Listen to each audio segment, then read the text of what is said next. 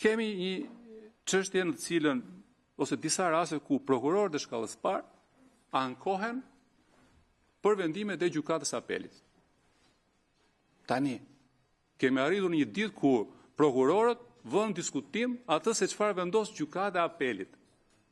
Bëjnë letër, i drejtohen institucioneve, madje drejtohen dhe ambasadave, ku ngren çështje që kanë të bëjnë me lishmërinë e vendimit të gjykatës së apelit. Kjo është e papranueshme, është e pakonceptueshme. Dhe pse vjen kjo?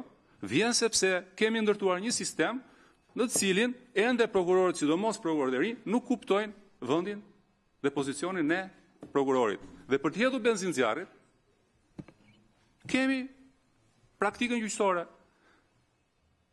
Vendimi i gjykatës lartë, unë s'dua të diskutoj vendime, por kjo ka të bëjë me funksionalitetin e prokurorisë.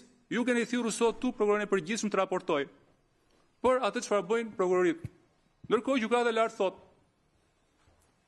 prokurori i shkallës parë mund të ushtrojë rekurs